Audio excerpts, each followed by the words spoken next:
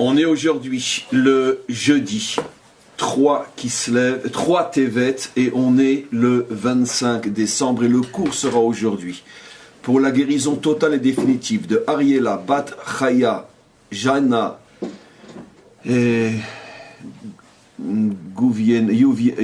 Yugnenia, ainsi que pour l'élévation de l'âme de Jana Yevgenia Bat Yosef. C'est dur quand on vient de Russie, on a des noms vraiment à coucher dehors. Amen en tous les cas. Voilà. Comment? Amen en tous les cas. Amen. Voilà, et amen. En tout cas, on va commencer notre cours. On espère qu'aujourd'hui, Bezrat Hashem, le cours sera une sorte, on pourrait dire, de résumé de tout ce qui a été vu jusqu'à présent. On est cours de Paracha et on est dans la fameuse rencontre, Parashat Vayigash, entre Yosef et Yehuda, ou plutôt Yehuda et Yosef. Alors tout de suite sur le premier verset, on va lire un Ari Kadosh qui va nous mettre un petit peu dans l'ambiance. Vayigash Elav Yehuda, donc Yehuda s'approche de lui c'est Yosef. Vayomer, il lui dit Bi Adoni, très difficile à traduire, Bi, par moi mon maître. Yedaberna Avdecha, laisse parler ton serviteur. Davar Beozne Adoni, j'espère que ce que je vais te dire va vraiment te sensibiliser. Ve'al yichar apecha be'avdecha, ne m'en veux pas si je te parle franchement. Ki kamocha keparo, le pshat, sache que malgré le fait que je vais te parler franchement, je te respecte autant que l'on respecte Pharaon. Quoi qu'il en soit, donc on voit cette agacha, on voit donc que c'est Yehuda qui va vers Yosef, donc qui d'une certaine manière est EST le soumis. Et il lui dit d'ailleurs bien, je suis ton serviteur, tu es mon maître. C'est intéressant, les mêmes mots qu'on avait déjà vus dans la rencontre entre Yaakov et Esav. Tu es mon serviteur, tu es mon maître, je suis ton serviteur. Pratiquement, c'est pas un hasard. D'ailleurs, n'oublions pas que Yosef est le sitno chez Esav. Il a quelque chose qui le rend proche de Esav, dans le bien, mais quoi qu'il en soit proche. C'est pour ça que ses frères le soupçonnaient d'ailleurs d'être un nouveau Esav, d'où la haine des frères contre lui. Mais en tous les cas, quoi qu'il en soit, ce qui nous intéresse, c'est que Yehuda se soumet à Yosef. Alors bien sûr, le Ari Akadosh va expliquer dans l'écouter à Ari, va expliquer d'une manière très profonde, parce qu'évidemment la Torah c'est pas l'histoire de nos ancêtres les Hébreux, c'est l'histoire, ou plutôt l'atome fondamental de toute l'histoire, et donc ça dépasse forcément un verset comme ça, l'aspect mécanique de l'époque. Bon, il y a quelque chose de beaucoup plus profond, puisque c'est un verset qui traverse l'éternité. Alors il explique, sache, il va dire des choses qu'on savait plus ou moins, qui Yehuda remez la malchut. Yehuda, comme on le sait, fait allusion à la malchut. Donc le Ari Akadosh, lui, prend les choses à un niveau très haut, au niveau des attributs divins et de la relation, du rapport qu'ils ont les uns avec les autres. Donc Yehuda, lui, il représente la malchut. Venigash, venikra vel Yosef. Et donc, la raison pour laquelle lui qui représente la malchut s'approche et va vers Yosef, pourquoi? Chez ou Yesod, parce que Yosef représente la tribu de Yesod.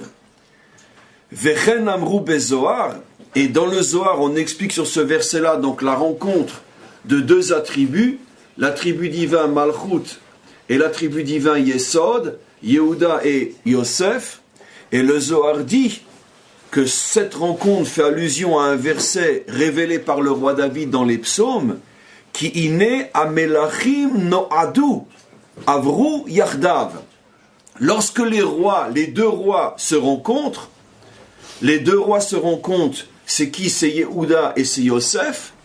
Comment on peut appeler Yosef un roi? C'est tous les cours qu'on a donnés ces derniers temps, que d'une certaine manière, Yosef, lui aussi, a une certaine dimension royale, puisqu'il porte en lui la dimension Mashiach ben Yosef, qui est royale aussi, qui iné amelachim noadu, lorsque les rois se rencontrent, avru yardav. Alors ça, on va pas traduire, parce que c'est très difficile à traduire, on va voir l'explication du Zohar.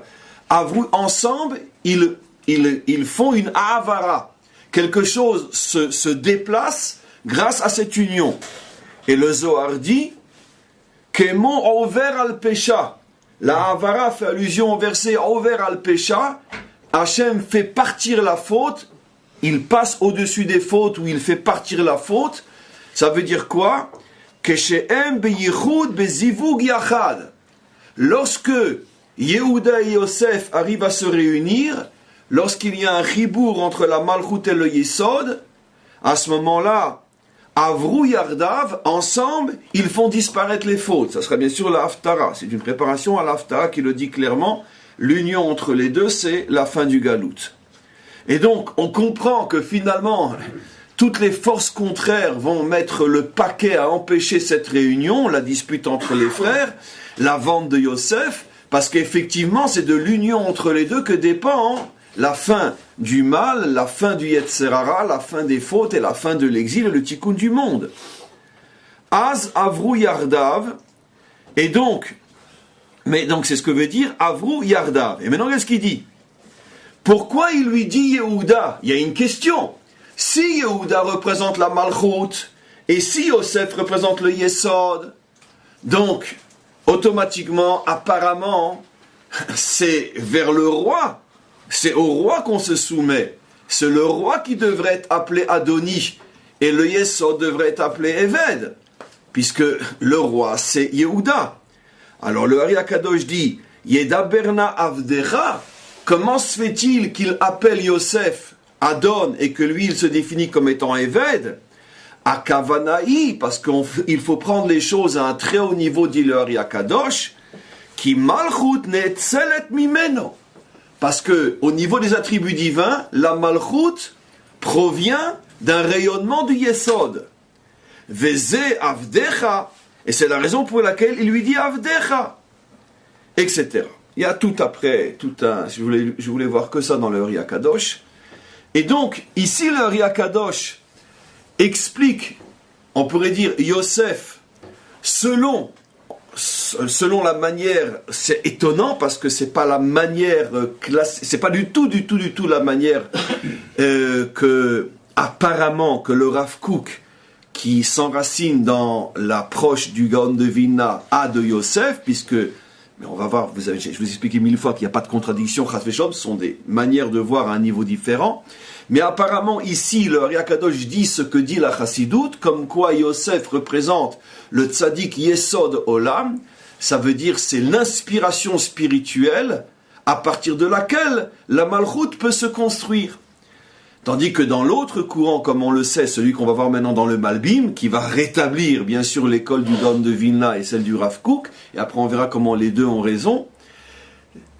Dans l'autre courant, au contraire, Yosef, Mashiach ben Yosef, c'est le courant plutôt matérialiste qui vient du bas au contraire et qui n'est pas une source d'inspiration pour la Malchut de Yehuda, bien au contraire. On verra dans le Malbim qu'au contraire la Malchut de Yehuda inspire beaucoup plus, entre parenthèses, le spirituel que la Malchut de Yosef. Cette fameuse inversion, comme je vous l'ai expliqué simplement sur le plan historique, sachez que jusqu'à aujourd'hui, ces deux grandes écoles, ces deux grands courants n'ont pas encore véritablement trouvé le point d'entente entre eux, parce qu'il y a trop de contradictions entre la manière de présenter les deux personnages. Et d'ailleurs, c'est plus ou moins ce que, comme on verra, ce que la Haftara signifie justement. Mais quoi qu'il en soit, d'après le Ari Akadosh, Yosef est présenté comme étant, encore une fois, le Yesod, qui veut dire un attribut extrêmement spirituel, et la Malchut vient de lui. Ça veut dire que l'homme ne peut véritablement construire ce monde que s'il reçoit constamment un flux spirituel qui est comme un petit peu son âme, dont lui est le corps. C'est pour ça que je crois qu'on avait dit à la fin du cours d'hier, je ne sais pas si c'était après l'enregistrement ou avant, mais qu'en vérité, oui, je crois que c'était encore pendant le cours, que d'après justement la Kabbalah chassidique, Yosef est l'âme du Mashiach, c'est-à-dire que le Mashiach, il est composé d'un corps qui vient de Yehuda, mais d'une âme qui vient de Yosef. Et donc c'est le Yesod qui est dans la Malchut. Donc c'est ce qui explique ici pourquoi il lui dit Avdecha, pourquoi je suis ton serviteur, pourquoi tu es mon maître, parce que Yehuda reconnaît que sans l'inspiration spirituelle, sans le Moshel, qui veut dire Machal, c'est ce que Yehuda avait dit à Yosef, tu es Moshel, tu es mon Machal, mais tu n'es pas le Meler. Tu es mon modèle, je suis prêt à te prendre comme modèle, mais tu n'es pas le roi c'est moi. Simplement que la royauté d'Israël, elle est fondée dans l'humilité profonde du roi qui reconnaît que lui-même n'existe que s'il reconnaît le modèle de Yosef. Comment l'homme qui est dans ce monde accepterait-il un modèle qui est spirituel? Je pourrais dire que d'une certaine manière, si je faisais un raccourci dans l'histoire, le jour où dans notre pays, je veux dire les chefs de l'état-major reconnaîtront que toute leur réussite dépend aussi et surtout d'une poignée de tzadikim authentiques qui étudient la Torah jour et nuit, 365 jours sur 365, sans ne prendre ne serait-ce qu'un jour de vacances, le jour où on arrivera à cette dimension-là, c'est exactement ce que dit Yehuda, Bi Adoni Ani Avdecha. Ça veut dire, sans toi qui étudie, comment moi je pourrais réussir? C'est pas de moi, c'est un texte dans le Talmud que beaucoup connaissent. Le Talmud dit, Iloule David Shaya Yoshev Ve'osek Batorah, comment c'est le texte? En Yoav Aya Matzliach Bekravav ou Bemilchemotav. Si ce n'était, on parle à l'époque où David ne se battait plus lui-même, il était trop vieux pour ça, bien qu'il avait que 70 ans, mais il s'est usé très très vite. Et donc le texte dit je crois que c'est dans Sanhedrin, si ce n'était David qui est assis et qui étudie la Torah jour et nuit, jamais Yoav n'aurait pu gagner une seule guerre. Donc c'est un principe fondamental, d'où justement jusqu'à aujourd'hui la marloquette qui fait rage dans le pays. Et comme on a expliqué, cette marloquette en vérité elle est stupide, parce que le problème n'est pas un problème de fond, c'est un problème de forme. Qui et où? C'est le problème justement de Lavan qui s'est introduit au sein même de la vérité. C'est sûr qu'il faut un Yosef, c'est sûr qu'il faut un Yehuda, mais qu'est-ce qu'il a fait Lavan? Il a inversé. Ça veut dire que quoi? Qu'il a fait rentrer la confusion à l'intérieur de ces deux dimensions-là, et il y a des tas de gens qui se prennent pour des Yosef, alors qu'en fait ils ne sont pas des Yosef. Et il y a des tas de gens qui se prennent pour des Yehuda, alors qu'ils ne sont pas des Yehuda. Et c'est pour ça qu'il y a cette marloquette, parce que justement il y a cette confusion, et c'est ce que Lavan il a introduit en changeant les femmes, en changeant l'ordre des naissances, il a introduit le bilbou, la confusion interne du peuple juif, et finalement, on ne se rend même plus compte qu'on se dispute beaucoup plus sur la forme que sur le fond, parce que sur le fond, tout le monde est d'accord. En tous les cas, tout juif authentique ne peut pas être rolek sur le fond, qui est qu'effectivement, comme dit le Ari Akadosh ici, le roi qui incarne la puissance matérielle reconnaît que toute son inspiration lui provient de la dimension spirituelle qu'est Yosef. Alors ça, c'est la manière dont le Ari Akadosh voit les choses. Maintenant, on va voir que les choses vont apparaître d'une manière très différente, exactement à l'inverse, dans le Malbim. Mais avant d'introduire le Malbim, il faut donc introduire la Haftara. On va la lire en vitesse, vous la connaissez, les 3, 4, 5 premiers versets du Malbim. Je veux rien que ce Malbim, je ne sais pas si on l'avait déjà lu l'année dernière, à mon avis oui, mais peut-être, je ne sais pas, les choses ne m'ont pas sauté aux yeux comme cette année. Vous allez voir que n'oublions pas que le Malbim a vécu quand même il y a à peu près 200 ans.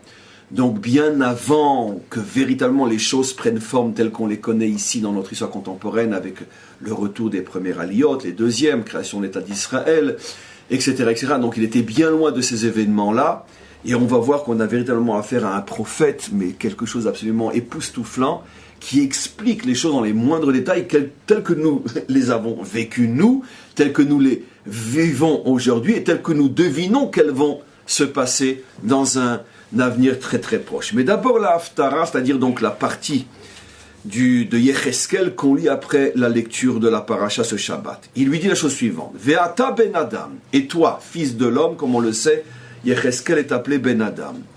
Car lecha etz echad, prends un morceau de bois, ou ktov alav le Yehuda, velevne Israël chaverav, écrit sur le premier morceau de bois, écrit Yehuda, et Bnei Israël Chaverav, et ceux qui sont avec lui, c'est qui sont avec lui sur le plan historique, c'est la tribu de Benyamin, les Lévi'im, les Kohanim, ceux qui sont restés à Jérusalem.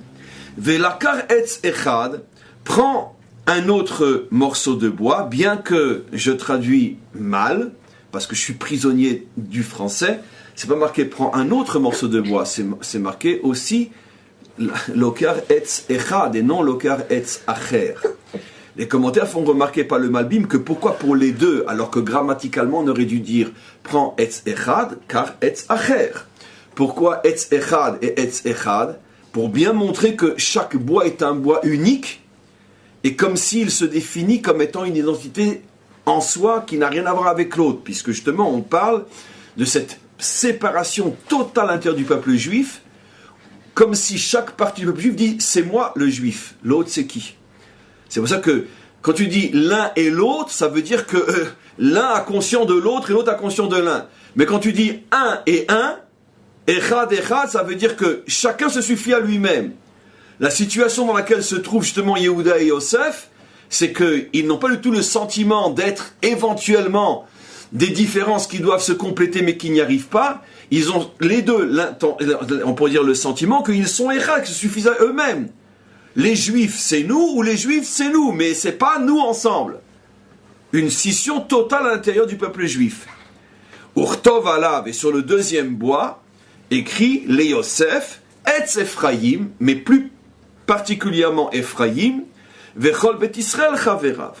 Je sais que dans le cours de l'année dernière, j'avais mis essentiellement l'accent, je me rappelle, sur le fait que quand il s'agit de ceux qui sont avec Yehuda, on dit Bnei Israël, et quand il s'agit de ceux qui sont avec Yosef, c'est marqué Bet Israël. Or, il y a un problème connu dans le Zohar et dans les Mefarshim, c'est que dans toute la Torah, Bnei Israël fait allusion à la dimension banim masculine, et Beito Zuishto, fait allusion à la dimension féminine. Et donc la Kushia, je me rappelle la question énorme qui avait été le sujet du cours l'année dernière, c'est comment Yosef, qui apparemment incarne Yesod, qui est Mashpia, alors que Yehuda qui est Mekabel, le Hari Akadosh qu'on vient de voir, donc on aurait dû dire Bait pour Yehuda et Ben pour Yosef. Et c'est inversé. Malchut c'est Mekabel? Bien sûr, Malchut c'est féminin. Bien sûr. Malchut, ben oui, mais c'est ce qu'on a vu dans le Hari Akadosh. Et je vais donner un exemple simple qui va vous faire sourire. Quand tu rentres dans une véritable maison juive, d'accord, qui est le boss à la maison? La femme, évidemment. Mais d'un autre côté, dans, on pourrait dire, le cadre épinalien d'un couple où la femme est à la maison parce qu'elle s'occupe des enfants et le mari est à l'extérieur, quoi qu'il en soit, qui c'est qui ramène à la maison les moyens qui permettent à la maison d'exister? L'homme. Donc d'une certaine manière, l'homme est mashpia et la femme est mekabel. Ça dépend des... On parle de Yosef au sens aujourd'hui du... Non, je ne sais pas aujourd'hui les femmes travaillent et gagnent plus que les hommes. Mais je veux dire, dans le sens, si tu veux, d'une famille où la femme ne peut pas travailler parce que simplement elle a 5 ou 7 enfants à s'occuper. Aujourd'hui, dans le monde de Yosef, de l'étude, c'est la femme qui travaille, qui a même si elle a 5 ou 7 enfants. Ok. C'est pas le modèle. C'est pas le modèle, évidemment.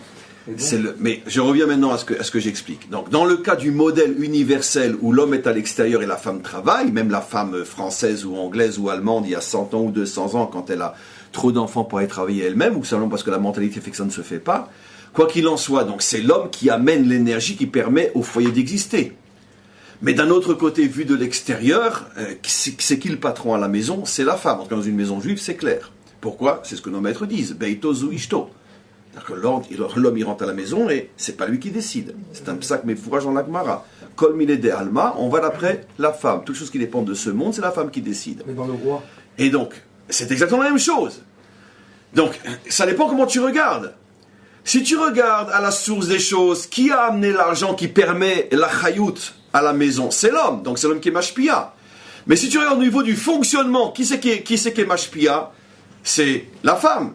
Assis-toi, le repas est prêt. Tu t'assois, le repas est prêt. Donc qui c'est qui reçoit, qui c'est qui donne? La femme donne. Mais comment on transmet pour le roi? Comment? Le roi, il est Mekabel. C'est le même schéma. C'est le même schéma. C'est l'homme, c'est la femme. Et le roi, c'est la femme. Ça veut dire qu'il reçoit tout son flux spirituel, il le reçoit du tzaddik, mais c'est lui qui agit. C'est exactement la même chose. Tes habits, si ta femme les a pas repassés, tu peux sortir dehors. Donc qui te permet de travailler? C'est elle. Qui te donne les forces de travailler? C'est elle. Qui te donne maintenant un niveau plus profond, la joie, le bonheur, l'équilibre, c'est elle. Donc toutes les forces de la vie, qui te les donne? C'est elle. Donc c'est elle qui est mashpia. Donc ça dépend comment on se place. C'est ça l'ambiguïté. Mais au départ, le premier donneur, c'est l'homme. Puisque s'il ne ramène pas l'argent, il n'y a pas de maison. Donc ça dépend à quel point, ça dépend à quel niveau on regarde. Maintenant, c'est la raison pour laquelle, ici, on explique que Yosef est baït, parce que justement, c'est ce qui va pousser le Malbim à expliquer à la différence du Ari Akadosh, que ici on parle de Yosef, justement, en tant que terrestre, non en tant que céleste. Et le paradoxe est que le céleste, tel que va l'expliquer le Malbim, ça va être Yehuda. C'est cette complication qu'il y a qu'on ne sait jamais. Mais c'est pour ça que l'exemple du couple est vraiment l'exemple qui colle le plus à ce qu'on explique. D'un côté, c'est le mari qui est mashpia, mais d'un autre côté, c'est la femme qui est mashpia. Ça dépend à quel moment tu regardes. Alors, on continue. Vekravotam, maintenant regardez bien ce qui se passe. Vekravotam, une fois que tu auras ces deux morceaux de bois, rapproche-les. Echad el echad, je vais vous faire les signes pour que vous compreniez mieux après le Malbim. Echad el echad, donc tu as, c'est intéressant de savoir dans quelle main et dans quelle main, mais d'après le texte, si Yosef c'est Baït et Yehuda c'est Ben, donc forcément, main droite Yehuda, main gauche Yosef, puisque le féminin est toujours à gauche. Mais d'un autre côté, encore une fois, c'est vrai, c'est faux, c'est ce que dit en tout cas la Haftara. Donc tu les rapproches, Echad el echad, les etz echad, ve'ayu le achadim beyadecha. Tu les rapproches pour qu'ils ne forment qu'un, d'accord? Et après, ve'ayu le achadim beyadecha, et effectivement, dans ta main, ils se transformeront en un, comme on verra le nes de la fusion. Et lorsque ton peuple te demandera, Allo taget lanu ma elela, c'est quoi le signe que tu veux nous montrer? Daber alehem, tu leur diras, ainsi de suite, je prendrai, alors non c'est là, je prendrai le Etz Yosef, je prendrai le Etz Yehuda, et ils seront un dans ma main. Et ça fait allusion à quoi, comme vous le savez, juste encore un ou deux versets et on a fini. וידבר עליהם אני לוקח את בני ישראל מבין הגויים אשר הלכו שם וקיבצתי אותם מסביב והבאתי אותם אל אדמתם. Je rassemblerai tous les juifs de partout où ils ont été exilés, je les ramènerai sur leur terre, ועשיתי אותם לגוי אחד, je n'en ferai qu'un seul peuple בארץ, etc. Ou Meler Echad Yelekulam, il n'y aura qu'un seul roi. Velo Yuod les Shnegoyim, ils ne seront plus comme deux peuples. Velo Yechetsu Od les Shtemamlechot Od, ils ne seront plus comme deux nations. Velo Yitamu Od Begigulehem, ils cesseront enfin de se rendre impurs dans toutes leurs fautes, etc., etc. Et voilà. Ve Avdi David Meler Alehem, et c'est David, mon serviteur, qui sera roi sur eux. Donc c'est clair, on voit que Yecheskel nous livre ici finalement la clé que l'on connaît déjà, la clé de la délivrance. Tous nos problèmes, tous nos exils, toutes nos fautes aussi, parce qu'on parle de deux choses, l'exil et les fautes. L'exil et les fautes sont la conséquence de la difficulté qu'ont Yehuda et Yosef de ne faire qu'un. Dit dans un langage un peu plus sophistiqué, l'exil et nos fautes sont la conséquence de notre difficulté finalement de reconnaître la nécessité d'avoir deux dimensions à l'intérieur d'Israël, la dimension spirituelle, la dimension matérielle, et surtout, plus encore, de trouver le juste rapport, la juste relation entre ces deux dimensions, puisque tout le problème, comme on le sait, c'est que c'est ce qui a justement opposé Yehuda et Yosef, puisque on ne sait plus qui est Moshel et qui est Meler, qui est le modèle, mais qui est le roi. Et donc c'est cette confusion qui a amené toutes les catastrophes. Alors maintenant, regardez, on va rentrer directement dans le Malbim. On va aller doucement. Je ne vais faire que lire et paraphraser au fur et à mesure. Surtout qu'en principe, on n'a pas trop de temps aujourd'hui. Et donc on va aller relativement vite. Je me dis, il n'y a pas beaucoup de questions. Alors, Olivier n'est pas là, c'est pour ça. C'est marqué Achadim. Oui. C'est pas qu'ils deviennent Echad alors. Il reste Echad, mais... Si, parce que j'ai sauté des versets, parce qu'après c'est marqué Vayu Echad Beyadi. J'ai pas tout lu. Parce que justement, il y a tellement d'étapes que justement, le Malbim va mettre en évidence. Il y a en vérité 4-5 étapes, et on le voit, à chaque fois le mot est différent.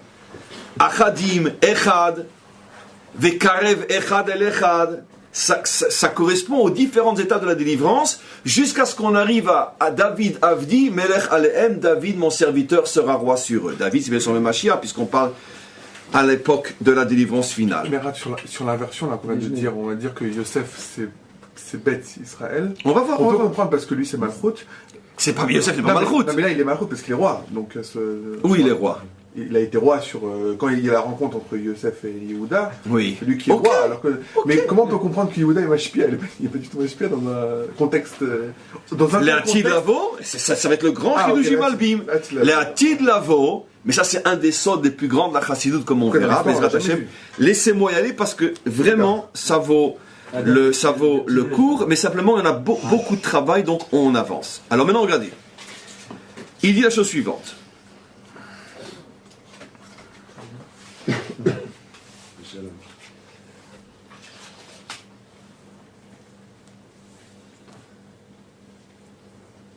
Alors, mais Kabbalat Chazal, on a donc une tradition qui remonte à nos maîtres. Chazal, ça veut dire c'est déjà les maîtres du Talmud, du Midrash, c'est vieux, ça déjà 1500 ans avant lui.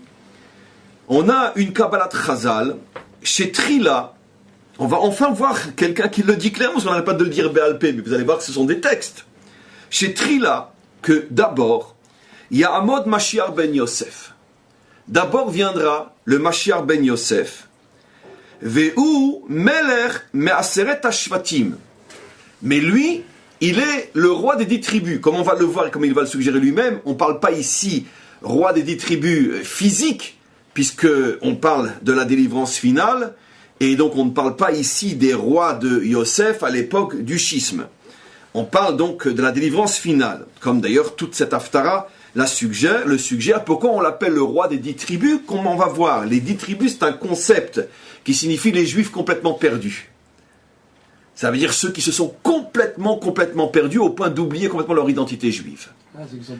Mais c'est ça que c'est pas perdu comme les idiots croient géographiquement derrière le Nahar Sabbatyon. D'accord? Ce sont des codes. Sabbatyon, le Ariaka, je le décompose et il explique que ça fait allusion aux fautes qui ont perdu les 10 tribus. Et donc, entre autres, le Chilul Shabbat, effectivement, qui fait perdre l'identité puisque c'est la seule fois pour laquelle on devient goy. Donc, c'est pour ça Shabbatyon. Et donc, il y a aussi le Yud, et aussi à la fin, il y a aussi le Yud Vav Nun qui fait allusion à la culture grecque, etc. Donc, ça, ce sont des codes, évidemment. Qui c'est qui croit que la Torah, c'est un livre d'histoire géo? Donc, ça fait, les 10 tribus font allusion aux Nidachim et à Avudim, comme il est dit, je ramènerai vers Nidachim Eretz Misraim, vers Avudim, vers Avadim, hein, comment on dit? Nidachim, non, mais Avudim aussi, non? Aovdim Eretz Ashur, va Nidachim Eretz Mitzrayim. Voilà. Nidachim ve Ovdim. Ça fait allusion à ceux qui se sont complètement perdus. Mais on ne parle pas ici d'une perte physique, géographique, on parle d'une perte spirituelle. Ce qui est très intéressant, c'est que Mashiach ben Yosef, c'est celui qui s'occupe de revenir avec les perdus. Ça veut dire ceux qui, quand ils arrivent ici, ils ne savent pas que c'est Shabbat. Donc ils prennent le tracteur même Shabbat. Comme on va voir. Ve'u melech me'aseret hashvatim, ve'u yilachem milchamot. C'est lui qui fera les guerres du retour, c'est lui qui les fera. Ve'itasvu kol Israël tachat diglo. Et pendant un certain temps, tout Israël ne connaîtra que son drapeau à lui. C'est ce drapeau-là qui sera le drapeau du retour.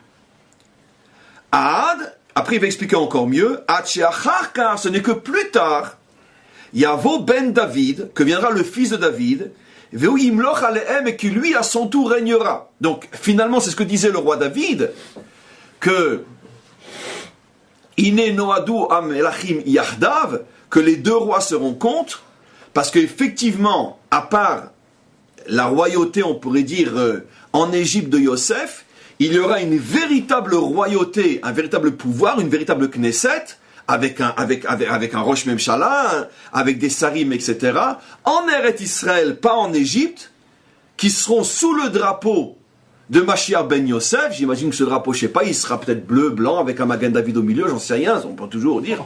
Et donc, ça sera le drapeau de Mashiach ben Yosef, ça sera un véritable pouvoir, et eux, leur tafkid, comme on va le voir, c'est de rassembler les Nidachim, ceux qui savent même plus qu'ils sont juifs, et de faire les guerres du retour. Je sais pas, à mon avis, il y a beaucoup qui ne doivent pas connaître ce Malbim. Avec aucune spiritualité, que du cas rassemblement. Ve'aya a Moshe l'arishon trila. Ve'aya a Mashal l'arishon trila. C'est ce à quoi fait allusion Yecheskel. quand il parle de la Itachadut Israël, Tachat Degel Mashiach ben Yosef. C'est ce à quoi fait allusion Yecheskel, comme on va le voir, il va être médaillak dans les mots, que dans le premier, c'est parce que ça se voit pas vraiment à nos yeux dans les versets, qu'il y aura d'abord une shlita de Yosef sur tout Israël. Et il va l'expliquer au fur et à mesure. C'est de la véritable prophétie, c'est incroyable, lui n'a pas connu ça. Vetsiva, il n'a pas connu la de la Knesset. Vetsiva sheikar et sechad virtov le Yehuda ibn Israël chaverav. Sur l'autre bois, tu mets Yehuda et chaverav. Alors, qu'est-ce qu'il dit? Kitrila itrabrou Yehuda, parce que dès le départ, Yehuda n'était pas seul. Il avait avec lui Benyamin, à l'époque du Beth Rishon, et puis après en Babylonie, à l'époque du Beth Sheni. Donc c'est pour ça qu'on parle de Yehuda avec d'autres que lui. Maintenant, qu'est-ce qu'il dit? Et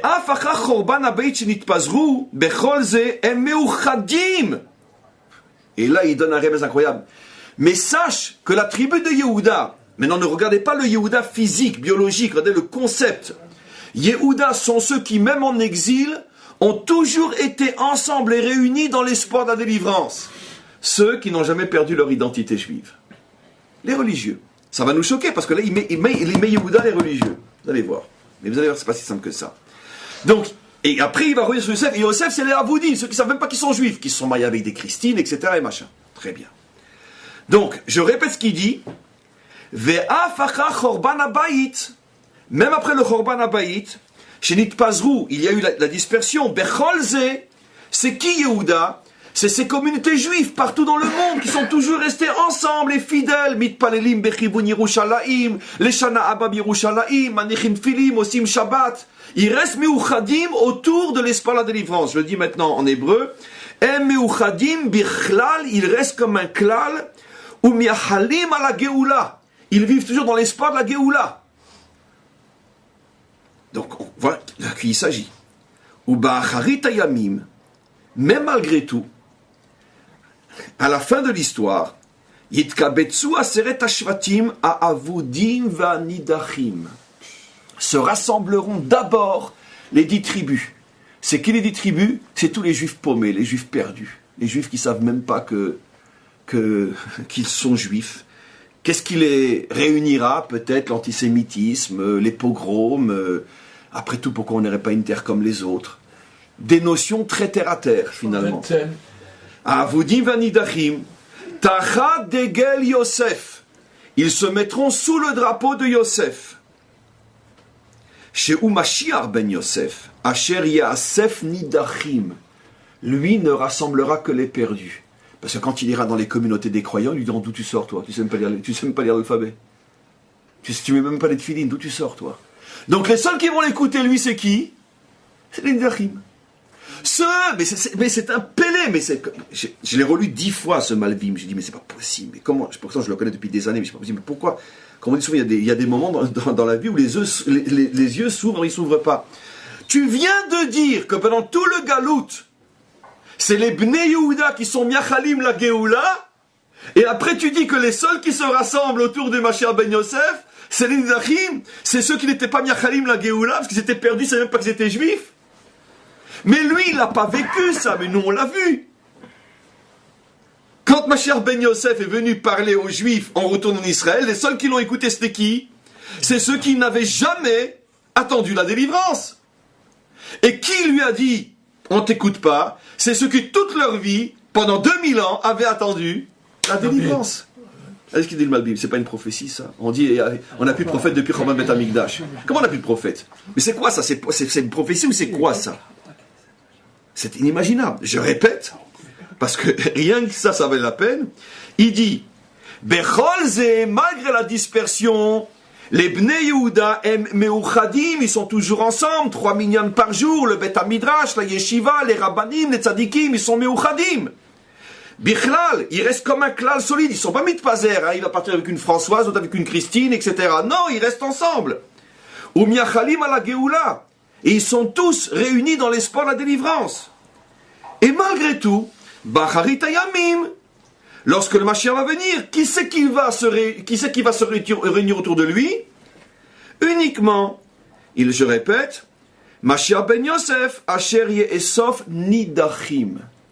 il n'y a que les Nidachim qui croiront en lui. Chez Zeaya Mashala Etz Hasheni, lui, Yosef, il fait allusion au deuxième morceau de bois, Etz Ephraim, Shitrabru Alav Be'et Ketz, et que tout Bet Israël, maintenant, pourquoi on l'appelle Bet Israël? Ce qui va aller vers lui, les matérialistes, ceux qui sont complètement sur terre, donc les féminins, c'est pour ça qu'ils sont appelés baïs, ceux qui ne s'occupent que de quoi? Du métro boulot dodo. Ils sont avocats, ils sont médecins, etc. Et quand tu leur dis à Pessa on mange pas de Hamed, de matzah, ils te disent c'est quoi la matzah? Ils savent pas. Et donc pour ça ils sont appelés baït, ils sont matérialistes. Et donc chez Itrabru alav be'et ketz ve'acharkar, ce n'est que plus tard Yitachadu gan bnei Yehuda, que ceux qui étaient toujours, on pourrait dire, le noyau fort d'Israël, le noyau spirituel, seulement après eux, ouvriront les yeux et iront aussi. Anikbatzim kvar, et il insiste, ceux qui de toute façon étaient toujours ensemble, n'étaient jamais les Nidachim. Ceux qui étaient toujours Mekubatzim, pourquoi? Vous connaissez ce texte extraordinaire dans Masechet Brachot. Un jour, quelqu'un est venu chez Rabbi Yochanan, il lui a dit, j'ai appris qu'il y a des gens qui vivent très très longtemps en Babylonie. Rabbi Yochanan lui dit, c'est un menteur, c'est impossible. Attends, comment c'est impossible? À quoi ça te dérange qu'il y ait des vieux en Babylonie? Il dit non, c'est marqué les mains, Yirbu Yimechem, Vive Benechem, Allah Adama. On ne peut vivre vieux que sur notre terre. C'est intéressant la tmimout de nos maîtres. Je veux dire, il dit non, on peut vivre vieux que sur notre terre. Alors, va bien te renseigner, il doit y avoir une erreur. Il revient après, il dit, ah, mais ce sont des gens qui arrivent les premiers à la choule le matin, d'accord, et qui sont les derniers aussi à sortir de la choule le soir après la tefila de Harvit. Mashkimim ou ma'aravim et bate knesiot de bate midrashim. Rabbi Yochanan répond, ah, si c'est comme ça, ça m'étonne pas. Point. Le marcha sur place explique Ma Kesher. Il dit pourquoi?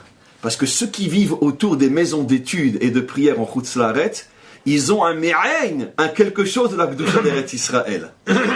Et donc Rabbi Yochanan, qui était Toen, qu'on ne peut vivre vieux que si on est en Eretz Israël, eux, ils avaient un me'ain, ils avaient quelque chose. De là, qu'est-ce que tu comprends de là? C'est ce à quoi fait allusion le Malvim, c'est que ceux justement qui sont Mekubatzim, qui se croient déjà de cette manière en Géoula. Je comprends, on a de bonnes écoles, on a des yeshivot, on a des bateknesot, on a de la cacheroute partout. Je veux dire, à Paris, il y a 250 restaurants cachers. Je veux dire, en quoi on est en galoute? Je veux dire, il manquerait plus que ça que le Mashiach arrive. Vous imaginez les Juifs de Los Angeles ou de Miami, c'est la fin du monde. Vous imaginez le Mashiach arrive, mais qu'est-ce qu'il fait? Il est fou celui-là. Mais c'est ce qui est arrivé aussi à Moshe. Attends, tu nous déranges, c'est pas bon pour les affaires, ça, la Géoula. Donc, si en plus, mais évidemment que c'est vrai, mais c'est évident que c'est vrai, 4/5 l'ont pas suivi. Maintenant, à plus forte raison que ceux qui ont un semblant d'Eretz Israël, ils ont effectivement des institutions juives, prières, tfila, cacheroute, restaurants, vacances, tout ce qu'on veut, ils peuvent aller dans la rue même avec la kippa et le talit sur eux, comme à Londres ou comme à plus forte raison à New York, je ne sais où. Qu'est-ce que tu veux, toi? En plus, quand ils voient que ne se rassemblent autour de lui que des Nidachim, ça les intéresse pas. Mais nous, on est déjà Mekubatzim. Nous, on est déjà en Eretz Israël. Vilna, c'est Jérusalem Aktana. Lo allez-nous. Où est Vilna aujourd'hui? Où elle est? Même les cimetières, il n'y en a plus. Ils ont fait des routes. Donc, c'est ce qui se passe. Il a tout vu, le Malbim, il a tout compris. On continue. Et il explique. Donc, c'est Anik Batzim Kvar. Ceux qui croyaient qu'ils étaient déjà des rassemblés parce qu'ils vivaient une sorte d'utopie de la délivrance dans leur ville d'exil. Liot Tachat Shifto Memshalto. Alors là, c'est de la prophétie pure. Il dit dans un premier temps, lorsque les Bnei Yehuda reviendront eux aussi, ils accepteront d'être sous l'autorité de Yosef. Il va le prouver dans les versets, on l'a mal lu. Veitavu les goy echad, et ce n'est que... Et tous ensemble deviendront un peuple, une nation, les Israéliens, sous le signe du drapeau de Yosef. Et lui, il dit, Alpi Nes Hashem Venifle Otav. Ça, c'est l'un des plus grands miracles de la délivrance, comment le monde de Yehuda, qui est le monde de la Torah, acceptera malgré tout de former une nation avec toutes les difficultés, mais sous le drapeau de Yosef. Il y a quelques réfractaires qui préféreront embrasser les pieds de Ahminadjab plutôt que de serrer la main à leur frère. Il y aura des réfractaires, parce que justement, c'est pas simple. Qu'est-ce qu'il dit? C'est un S. Mais la grande majorité, malgré tout, acceptera. À contre-cœur, peut-être. On aurait tellement préféré un de chez nous. Mais c'est pour ça qu'il dit que c'est un S. Sauf que ça se passera. Vous verrez qu'un jour, il y aura une nation où le monde de la Torah acceptera d'être sous le drapeau de Yosef. Il y aura des députés. Comment? Et il y aura des députés, machin, etc. Bien sûr. Mais c'était incroyable, parce que si on avait dit ça il y a seulement 100 ans, qu'un jour, le monde de la Torah acceptera de faire partie d'un gouvernement qui officiellement ne se réclame pas de la Torah, les gens auraient dit, mais non, vous êtes malade, non, mais attends, on est monté sur le bûcher pourquoi pendant des millénaires? Vous êtes malade. Lui dit, c'est un S. Un S que Yehuda accepte d'être sous le drapeau de Yosef. Il est fabuleux ce texte. Hein. On continue. C'est pour ça que, regarde bien ce que dit le verset, il te dit, que sur le bois sur lequel est marqué Yosef, Ephraïm, qui fait allusion au retour des 10 tribus, et après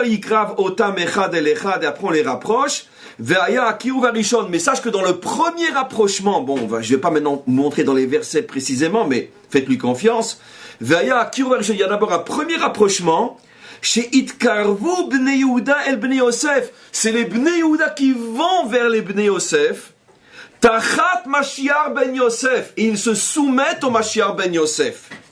Veze shenemar, et c'est ce que dit le verset, Ine ani lokar et Yosef shifte Israël chaver venatati otam alav.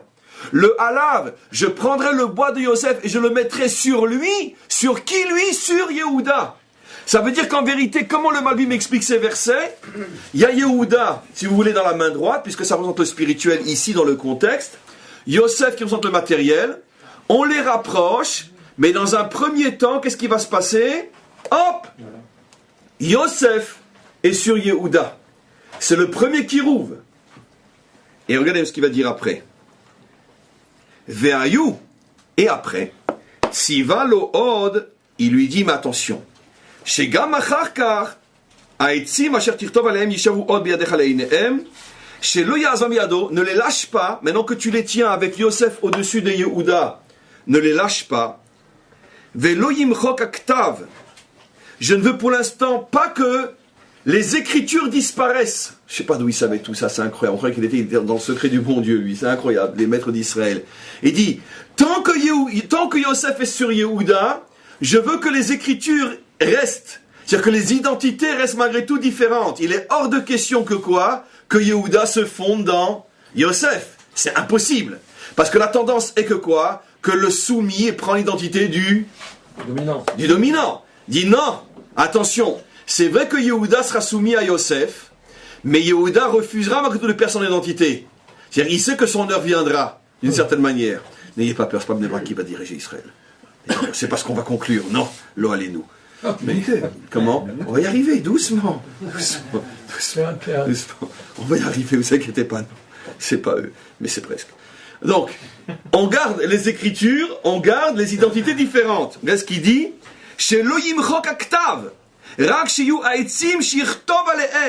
Il a une lecture de ces versets, je vous demande, parce que je ne peux pas le faire maintenant, on n'a pas le temps, mais ceux qui veulent, faites-le vous-même, vous allez voir, c'est plus du génie, c'est mamash, c'est de la névoie. Comment qu'il voit les versets, on dit, mais comment qu'il fait? Et donc, Shirtov alehem signifie que tu assembles les bois, mais de manière à ce qu'ils restent avec leur propre écriture. Ki od tsarir la sod bam davar, car c'est pas fini, il y a encore une étape à atteindre. Ouais. Et si l'écriture disparaît, on ne sait plus qui est Yehuda et qui est Yosef, et ça c'est pas bon non plus. Ve'u mashal al she'acharka, l'insistance de laisser les noms sur les bois fait allusion au fait que plus tard, yitrabru shenit, il y aura un deuxième ribour entre eux, Tachat degel malchut bet David, mais cette fois-ci, ça sera hop! David sera en haut et Yosef sera en bas. C'est très compliqué ça, parce que comment la malchut peut être au-dessus du Yesod? Qu'est-ce qui se passe? On va voir. Vaïdaber alehem, etc., etc. Alors bon, après, juste...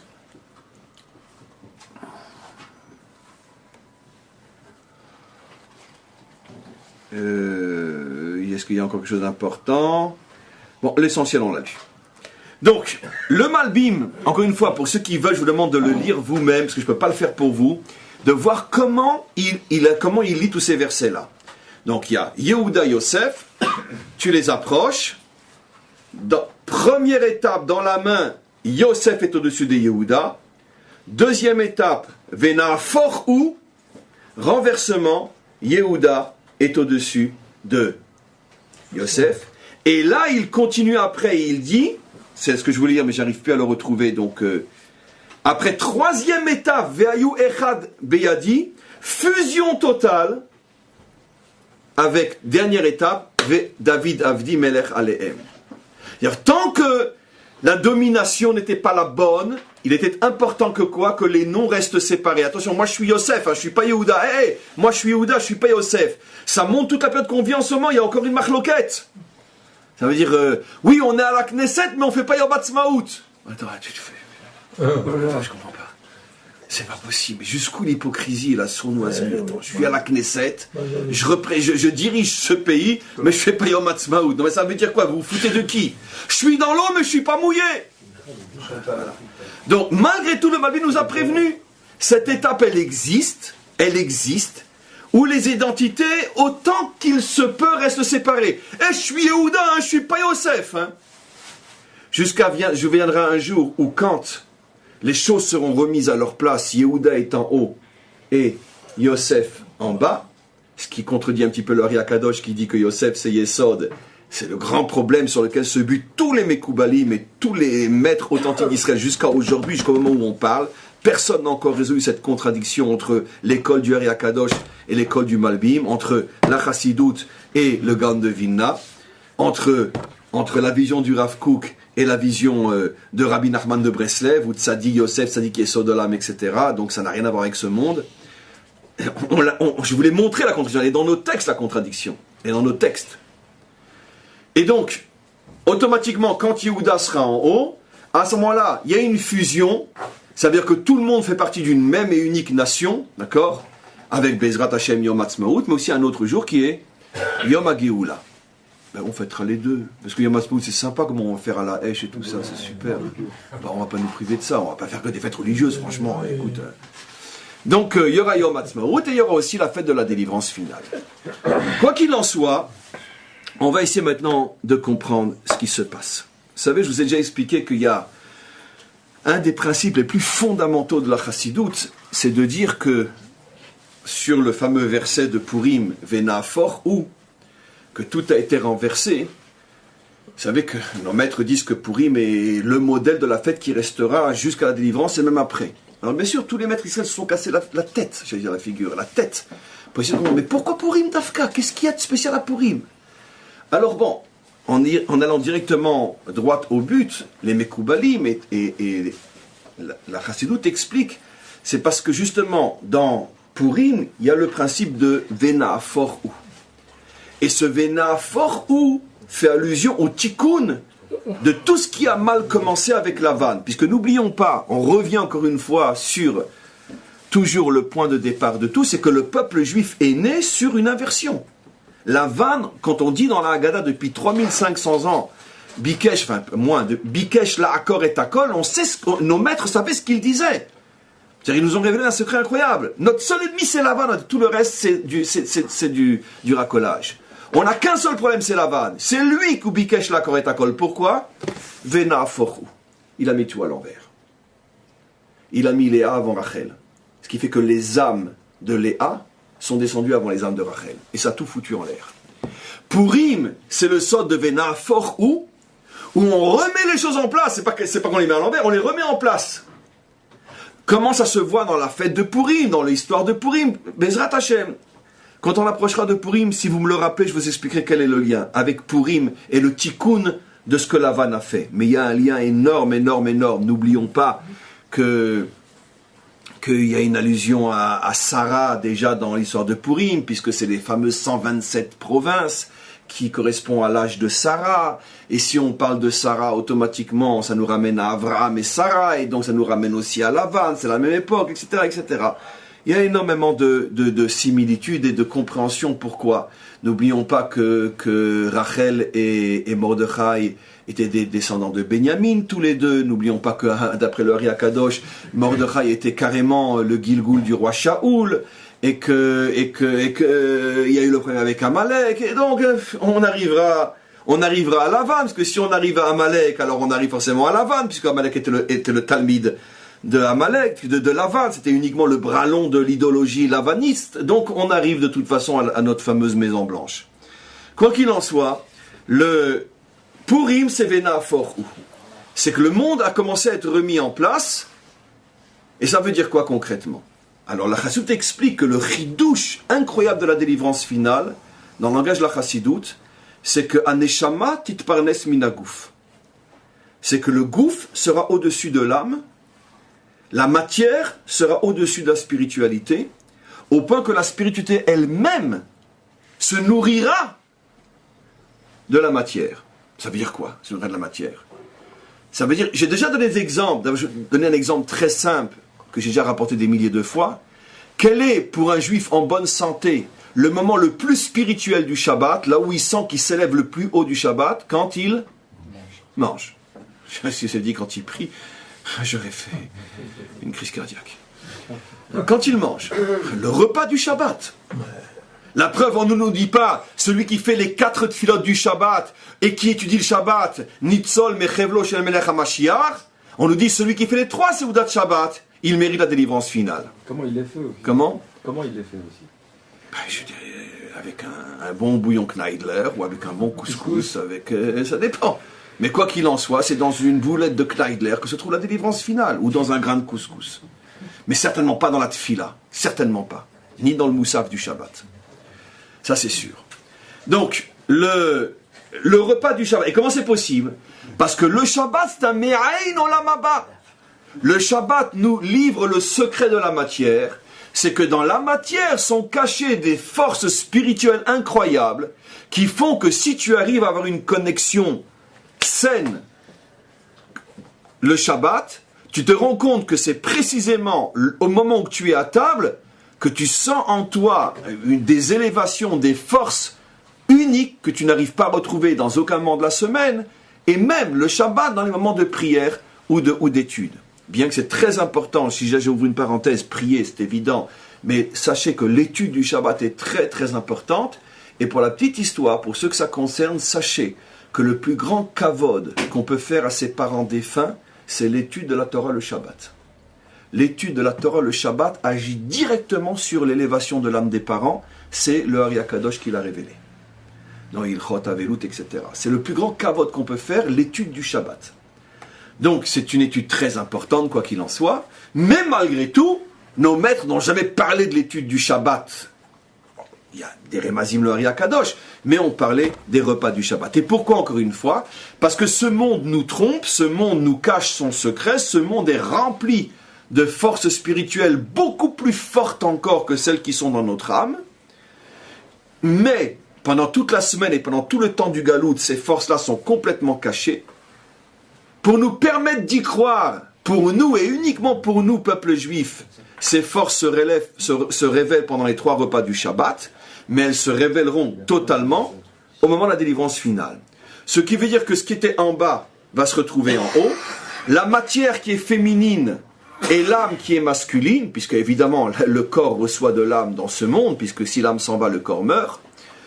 Donc la matière qui est féminine, l'âme qui est masculine, la matérialité qui est féminine, la spiritualité qui est masculine, d'accord? Mais dans le monde de la délivrance, s'accomplit le verset Nekeva tesovev gaver, qu'il va y avoir une inversion, tesovev, il va y avoir un sivouv, tesovev gaver, hop, la dimension féminine, la matière, va être au-dessus de la dimension masculine, la spiritualité.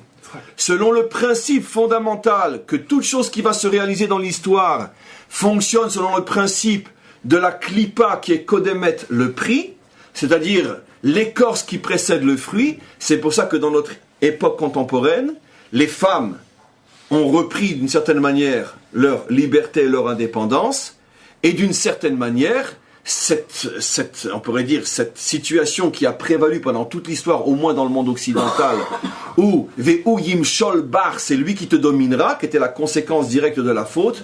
On sait, nous tous, pauvres maris que nous sommes aujourd'hui, que c'est exactement le contraire. Ve'i Timshol Becha. Ça veut dire que, comment, pas chez toi évidemment, il n'y a pas de risque. Et chez moi non plus, moi je fais le cours, alors je parle pour la majorité. Et donc, c'est ce qui se passe, ok? Donc maintenant, ça c'est la blague, mais qui n'est pas si blague que ça. Mais par contre, au niveau extérieur, évidemment, la femme aujourd'hui, non seulement elle a retrouvé tous ses droits, mais d'une certaine manière, elle en a encore plus que l'homme. Et d'une certaine manière, aujourd'hui, on voit finalement que la dimension féminine monte. Et dans de nombreux pays, on a même maintenant inventé les allocations familiales pour l'homme qui est à la maison et la femme qui est à l'extérieur qui travaille. Voilà.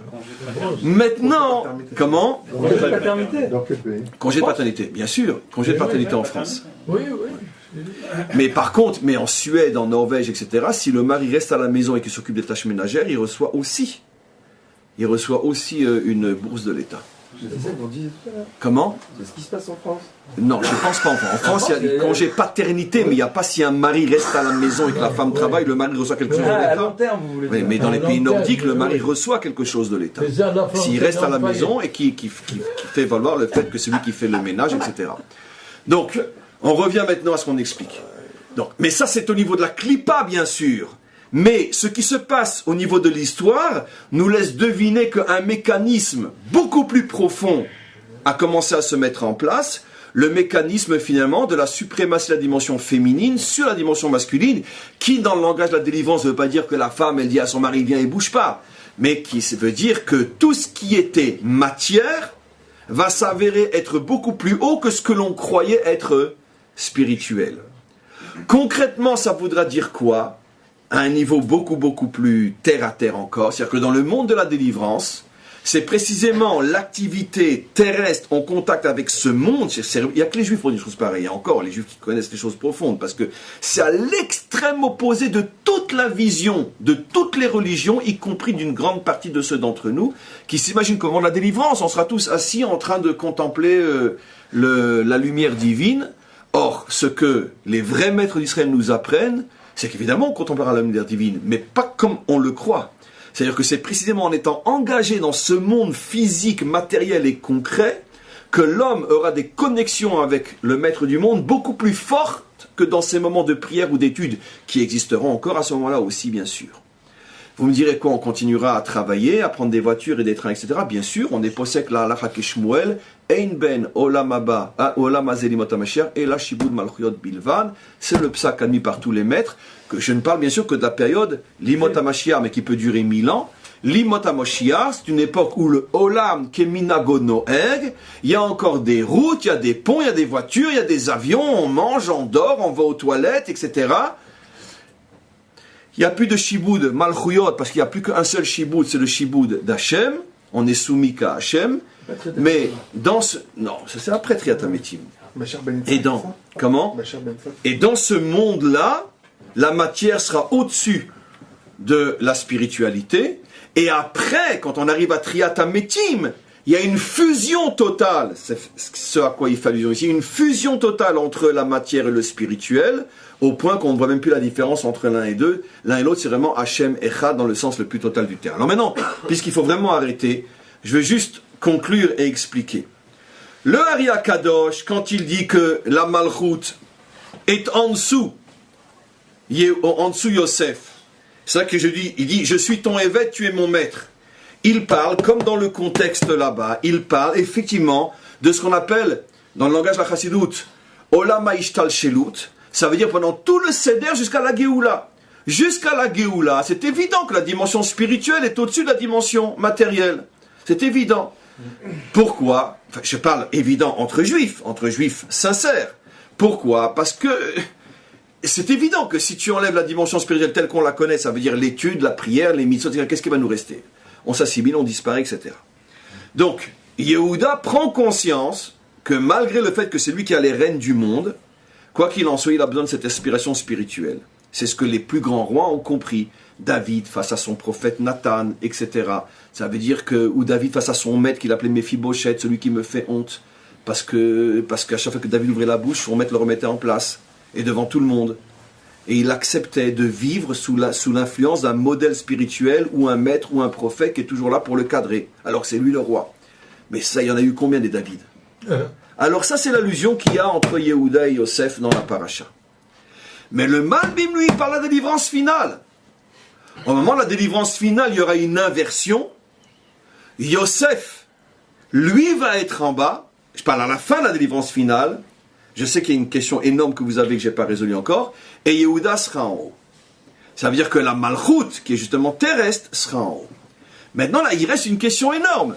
C'est comment Yosef, qui est spirituel, peut-il après être le drapeau des assimilés, des Nidachim et des Ovdim? La réponse, je pourrais vous la donner en une phrase. C'est très très simple.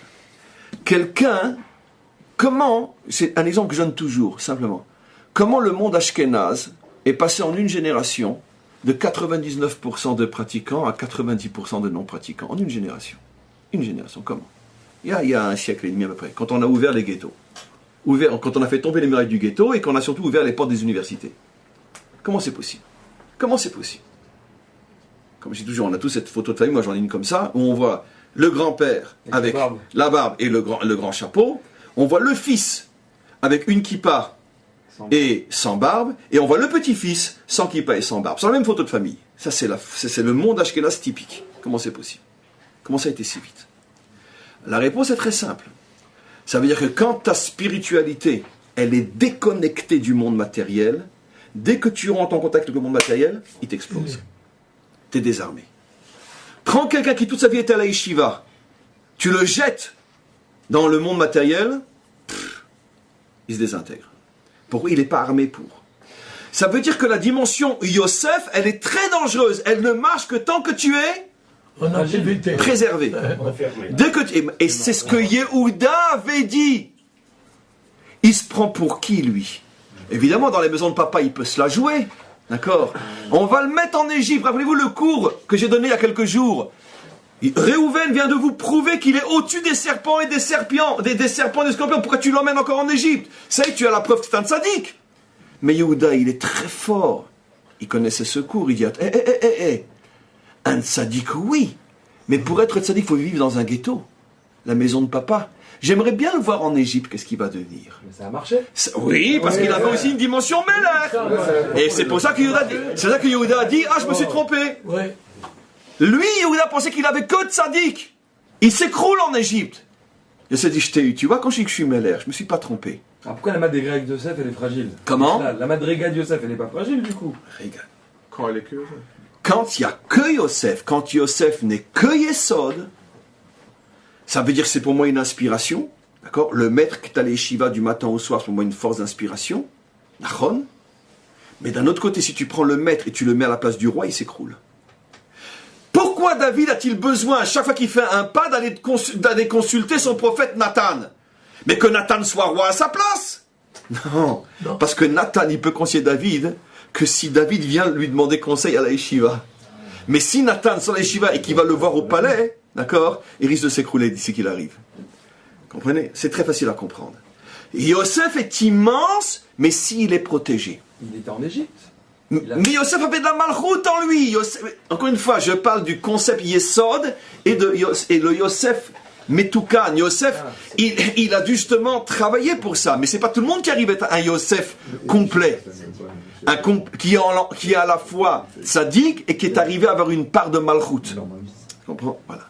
Mais le Yosef pur et dur, celui, on pourrait dire, qui est encore dans la maison de son père, lui, c'est ce que Yehuda lui dit. Tu peux être un Moshel, un Machal, mais pas un Meller, parce que tu n'as pas encore fait tes preuves en Égypte. Et l'histoire a prouvé que toute dimension spirituelle, même si elle monte très très haut, mais elle est protégée, dès que tu la déprotèges, elle risque de s'écrouler. Voilà. Par exemple, les Hashmonaïm, bravo. C'est la raison profonde pourquoi la Torah interdit aux Kohanim d'être Melech. Parce que leur rôle, c'est d'être dans le temple. Et d'ailleurs, René, de tous les pouvoirs d'Israël, ceux qui ont atteint le summum de la corruption, jusqu'à se faire la guerre civile entre frères, c'est précisément les Hashmonaïm. Ça veut dire qu'un religieux du type Yesod, si tu le mets dans l'arène, il devient pire qu'un matérialiste. Les rois de Yosef. Comment ? Et bravo, et les rois de Yosef. Jéroboam, etc. C'est ce qui s'est passé. Donc on comprend tout. Donc pourquoi finalement, qu'est-ce qui se passe ? Tous ces Nidachim, en vérité, tous ces Juifs assimilés, mais la génération d'avant ou la génération d'avant, c'était tous des barbus et des paillotés. Comment qu'ils se retrouvent avec des Christine et des Françoises ? Comment ? C'est très simple, tu les as sortis de leur milieu. Ils étaient tzadiks, ils n'étaient pas mélères. Et ceux qui font tchouva. Comment ? Et quand ils font teshuva, bien évidemment. Évidemment. Non, dans la teshuva, ça dépend de ta nature. Si tu as une nature Yosef, une fois que tu auras fait teshuva, tu iras t'installer à Bnei Brak. Si tu as une nature Yehuda, une fois que tu auras fait teshuva, tu iras t'installer, toi, ta femme et tes enfants, dans une shlichut quelque part au bout du monde, dans un endroit où il n'y a pas de mikvé, pas d'école, pas de kashrut, ni rien. Tu seras un chaliard du rabbi. Si tu es Yehuda. Si tu es Yosef, tu seras à Bnei Brak. Voilà. Mais, quoi qu'il en soit, c'est ça la différence. Donc en vérité, il n'y a pas de contradiction. Justement parce que Yosef incarne la spiritualité pure et dure, si jamais il sort de son milieu, il est mort. C'est pour ça que Yosef va se retrouver le drapeau de tous les perdus. Voilà. Et donc on va vivre avec ce paradoxe que pendant un certain temps, c'est les perdus qui dirigent Israël. Mais en vérité, ces perdus, dans leurs racines, ce sont des enfants de Yosef. Avec un niveau spirituel très, très, très, très, très haut. Et c'est pour ça, moi je peux encore parler pendant des heures, mais on ne peut plus. Qu'en vérité, que leur spiritualité très, très, très haute va se transformer dans la dimension profane en un idéal très, très haut. Celui de la délivrance, mais profane. Donc là, vous expliquez la supériorité des Ashkenazim. Là. Comment ? Là, on explique le vrai fond de la supériorité des Ashkenazim dans leur... Supériorité des Ashkenazim. De leur source, ils sont beaucoup plus Un lourds. Sfarad parle comme ça des Ashkenazim, supérieur aux Ashkenazim. Ça, c'est un Sfarad complexé, ça. C'est un Sfarad. C'est un Sfarad Rabat. Supériorité des Ashkenazim. Dans le D'accord, ils sont beaucoup plus... Je ne partage pas du tout. C'est que de la frime et de la poudre aux yeux, les Ashkenazim. Donc, ma chère Ben Yitzhak, ça fait référence au Lamapa, alors. Enfin, oui, absolument. Alors maintenant, qu'est-ce qui va se passer ? Maintenant, Yehuda incarne la Malchut, mais regardez, c'est pour ça, et vous allez comprendre, le diouk dans le Lachon au Malvim. J'ai été étonné que personne n'a fait la référence. J'ai expliqué, parce que c'est sûr que c'est son intention, comme vous le verrez vous-même. Yehuda, qui étaient déjà les Mekoubatim, déjà font allusion aux Keilot qui ne se sont jamais assimilés. Très bien. Donc, ce sont les pratiquants, les religieux. Pourquoi tu les définis comme étant ceux qui sont Miachalim la Geoula ? Parce que, attention, parmi les religieux eux-mêmes, il y a deux types. Il y a ceux qui s'installent et qui disent Vilna, c'est Jérusalem, et ceux qui n'oublient jamais qu'on n'est que de passage à Vilna. Il n'y a qu'une seule Jérusalem. Alors, en vérité, même à l'intérieur des religieux, le Malbim ne parle pas des Keilot religieuses qui, de toute façon, on se sont dit de toute façon, on vit aussi bien religieux à Miami que à Jérusalem. Alors pourquoi quitter Miami après tout ? En plus, c'est meilleur pour les affaires. Non, on ne parle pas de cela. On parle de ceux qui ne se sont jamais trompés, qui toujours, miachalim, ils attendent de toute leur force la délivrance. Ça, c'est le vrai Yehuda. Donc la définition de Yehuda, c'est ceux qui n'ont jamais perdu leur identité en galoute, mais l'identité authentique, pas je mange kasher et je fais les mitzvot. L'identité que je ne peux être un juif qu'à Jérusalem. Ça, c'est Yehuda. Et les assimilés, c'est ceux qui, dans leur shoresh, étaient Yosef. Dès qu'on a ouvert l'université, ils sont devenus français de confession israélite. Mais au départ, ils étaient Yosef. Vous avez vu comment tout se met en place ? C'est-à-dire qu'en vérité, ça dépend comment tu regardes. C'est-à-dire que si tu prends un juif super assimilé, sache qu'il y a de grandes... Enfin, tu peux être sûr et certain que... Non, si tu vois... Non, je fais tout parcours. Si tu vois un juif super assimilé qui va faire teshuva et qui va s'installer à Bnei Brak, s'il installe, pas comment pour étudier, parce que moi aussi j'ai étudié à Bnei Brak, mais s'installer à Bnei Brak, tu peux être sûr que son origine c'est Yosef. Si tu vois un juif super assimilé et qui après avoir fait teshuva s'investit dans le monde et sort pour faire quelque chose, son shoresh c'est Yehuda. Si tu vois un juif qui est d'une famille qui ne s'est jamais assimilé, mais qui toujours a su que le seul endroit pour un juif c'est Jérusalem, c'est aussi Yehuda. Ou si tu vois un juif qui ne s'est jamais assimilé, mais parce qu'ils se sont toujours préservés, c'est Yosef. Voilà les 4 possibilités, et c'est comme ça qu'on résout tous les problèmes dans toutes ces contradictions, et on a parlé de tous les peuples juifs, et on arrête pour aujourd'hui.